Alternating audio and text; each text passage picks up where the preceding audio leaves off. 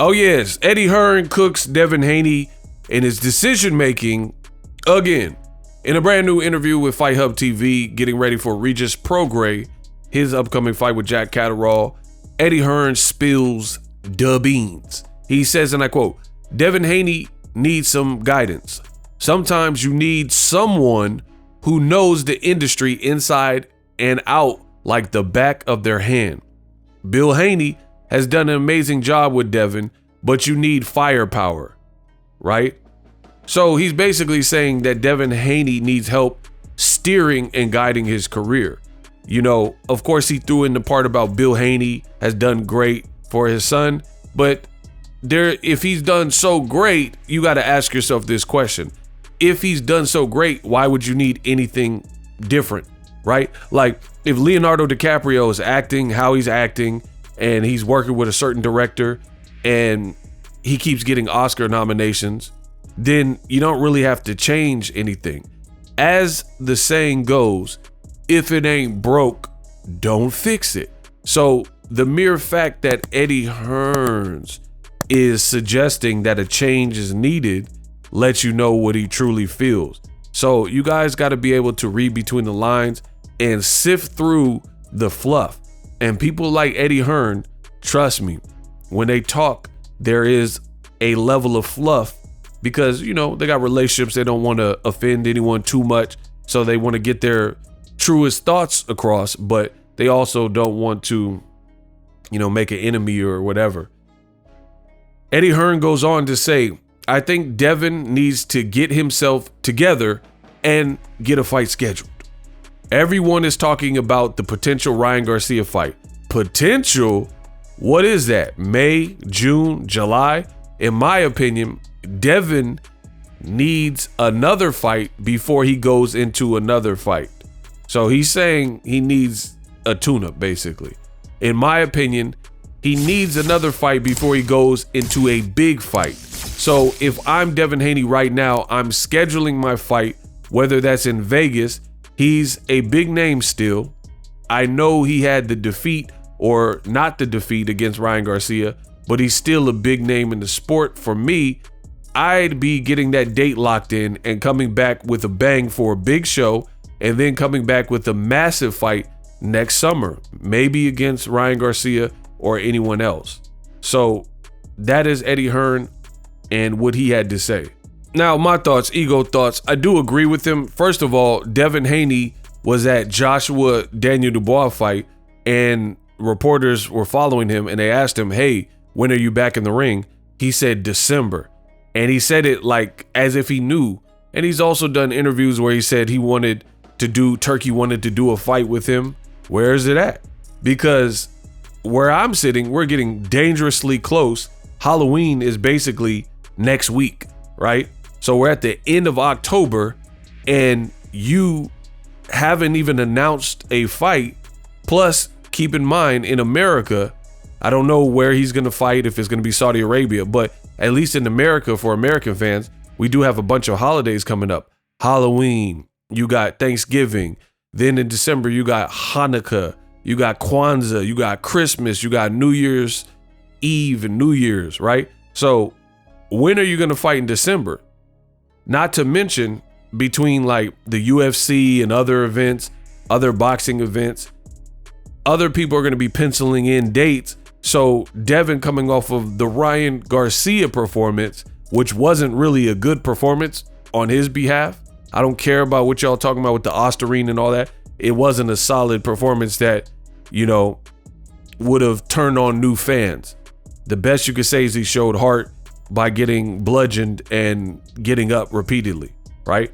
So with that being said, I don't really know how he comes back in December unless it's like a really low level fight where, you know, like a super tune-up or something like that, because you're getting very close to the brink of, I feel like you would probably want an announcement. So I agree with Eddie Hearn. I feel like time is of the essence. For me, I wouldn't have even pitched a comeback in 2024 personally. I told you guys from what I seen in the Ryan Garcia versus Devin Haney fight in April 20th, that I thought strongly that Devin should take a year off. So that year wouldn't be until April of 2025. So I think what would be best for him is not necessarily to come back soon, but hey, he put the pressure on, said he's going to come back in December. So if that's the case, you should probably jump back in the ring, sooner than later if you really intend to hit that date. So as far as who does he fight, I don't know, because my opinion really hasn't wavered, hasn't changed. I think every fight is dangerous, meaning anybody with any semblance of ability, like power and heart, power and chin, very good high level boxer, combination puncher, pressure style, someone with the left hook, any of these things, if you have enough of the right components, you can't be a complete scrub. I'm not saying that, but if you have some good attributes, like you're a top level guy, then I think all those fights, until otherwise proven, to me, are going to be difficult fights for Devin Haney. Guys like Liam Paro, guys like Richardson Hitchens, guys like Sandor Martin, Subriel Matias, Gary Antoine Russell, Sandor Martin, Albert Puello. I mean, that's not even including elite Shakur Stevensons and Gervonta Davises. I think any of those top level fights, Pitbull, Teofimo Lopez, El Rayo, right? Ryan rematch, they're all, I gotta see something. And I agree with Eddie Hearn here. He definitely should do a tune-up, because that's the appropriate channels to probably go through coming off of the Ryan fight. Now, a lot of people, they want to be like Boxing Ego. So they want to play games with me, play semantics, they idolize me. So I'm not here for no games. I'm just giving you my opinion and then I'm out. Devin is undefeated per his record, per a technicality. This is true. However, if I were Devin, I would be treating that fight like a loss. Lucky for you, it doesn't show on your record that you have a loss, but mentality-wise, you did make a lot of mistakes. There was a lot of flaws to how you handled Ryan Garcia. Like, we gotta think about this. Ryan is almost considered a one-handed fighter where his predominant weapon is the left hook. And that's what you really knew. Everybody who fights Ryan knows about the left hook, right? Just like, it's like almost like Wilder right hand. So what do people like Zhang and Tyson Fury and Joseph Parker try to do? They try to minimize or nullify the Wilder right hand, right? So it was pretty, I guess, for lack of a better word, embarrassing that Devin Haney fell victim in 30 seconds in the first round to the big weapon that Ryan, everybody knows he has, which is the left hook and power and speed, but namely that particular punch. Especially after Team Haney, they had Psychology for Dummies book. Bill Haney said he's sending his son to unalive Ryan Garcia. They said Ivan Drago quotes, if he eyes, all these types of things. And then Devin said, I'm gonna show you, your antics will betray you. You're not the fighter you think you are. You're a YouTuber. You're an influencer. I'm the real deal. I'm an A+ fighter. You're a C+ fighter, stealing from the Floyd Mayweather book of trash talk. And then you didn't live up to those things. So I would definitely be treating the fight, despite the record, I'd be treating it like a loss, because deep down inside, when you had a great showing. Like me, I know if I did, like, let's say I did a public speech. If I tanked, I tanked. And I think the person who keeps it real, like, man, I should have practiced more. I was ill prepared. That person can recover better and faster. I strongly believe that. But if you go in and like, oh man, the crowd was BS, the crowd was biased, it was the audio setup and the microphone, and you go start blaming everybody, but deep down inside, you didn't really prepare like you should have, and you weren't well versed, then you can try to blame everybody, but I think you're only hurting yourself. And pretty much that's what I've been seeing from the Haneys. They're only talking about Osterine and trying to shift it and like, oh, Ryan, 48 hours, sign up for VADA, trying to tell Ryan what to do. But they're really, I don't know in camp what they're doing, but, in terms of publicly, you're not really owning anything from the fight that you definitely could shore up. And it's not even just the fight, it's stuff before the fight. Why would you have no rematch clause?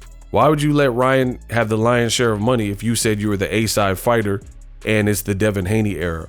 Why didn't you put Ryan on a rehydration clause? These are the questions I've been asking since day one. And don't let the Haneys distract you with Ryan sign up for VADA talk. They won't answer none of these questions that I'm asking, right? Why do you work with Victor Conte if you hate cheaters so bad and people who have any form of cheating on their bill? Victor Conte is the king of that at some point. So you could believe he could turn a new leaf, but then you're trying to condemn Ryan. It really just doesn't look right. So I don't care what none of y'all talking about. I know I'm the best. I'm the best in the business, and it's not even close. So we'll see what is next for Devin Haney. I definitely think he should take a tune-up. If he decides to go into like a hardcore fight, then, God bless him. But I don't think that's the move.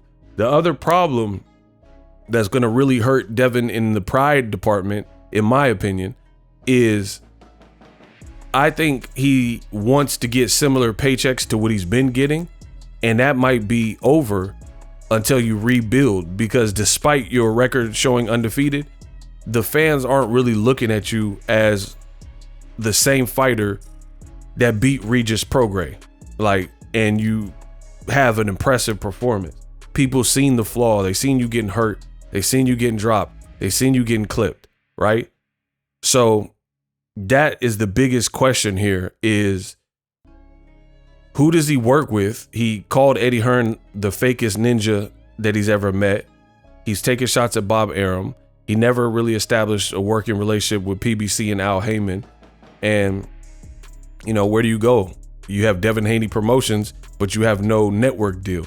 And again, if you do a tune-up, who's going to pay you the sums of money that you probably want for a low-level fight that is 50-1 favorite? You're the 50-1 favorite. You know what I mean? So we'll see. Subscribe.